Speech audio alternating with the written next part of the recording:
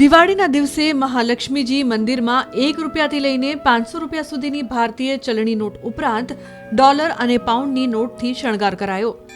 આ દ્રશ્યો પોરબંદરના છે, જ્યાં બિરાજમાન મહાલક્ષ્મીજી શહેરીજનોનું આસ્થાનું મોટું કેન્દ્ર છે।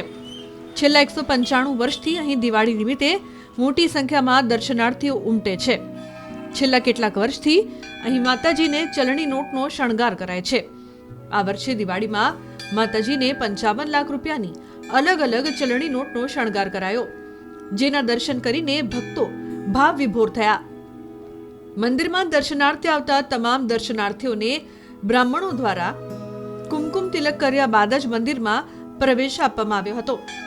મહાલક્ષ્મીજીના દર્શનાર્થ આવતી તમામ દર્શનાર્થી બહેનોને દર વર્ષની પરંપરા મુજબ આ વખતે પણ પ્રસાદી રૂપે કમળ તેમજ કંકુ આપવામાં આવ્યું હતું।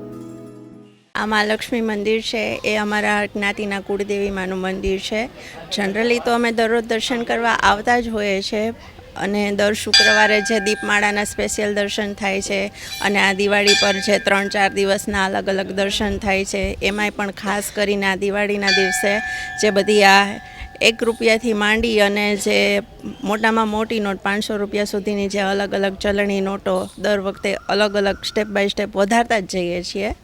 આજ વખતે 55 લાખના દર્શન છે, એટલે આવો અદ્ભુત દર્શનનો લાવો લેવા શહેરીજનોને નમ્ર વિનંતી કે આવો અલૌકિક દર્શનનો લાવો લ્યો તમે પણ, અને માતાજીના ચરણોમાં માથું નમાવી અને બધાનું નવું વર્ષ ખૂબ સારું જાય એવી શુભેચ્છા અને માતાજીના ચરણોમાં નમ્ર વિનંતી। અમે અહીંયા દર વર્ષે લક્ષ્મી માતાજીના દર્શન કરવા આવીએ છીએ।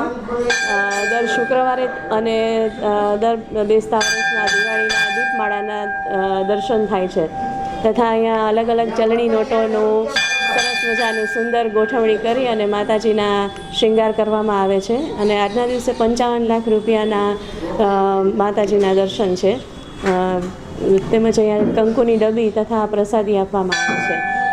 ધનતેરસની અંદર સમગ્ર હિન્દુ સમાજની અલગ અલગ જ્ઞાતિઓ હિન્દુ સમાજના એકતા અને સંપ માટે અલગ અલગ જ્ઞાતિના 151 યુગલો આવી અને સવારના મહામંગળા આરતી કરે છે। એ લોકો પણ ભાવ વિભોર થઈ જાય છે। આરતી કોઈ ઇલેક્ટ્રોનિક મશીનથી ન વગાડતા પોરબંદરના 40-45 વર્ષથી આ આરતી કરતા એક આખું ગ્રુપ છે, એ આરતી કરે છે।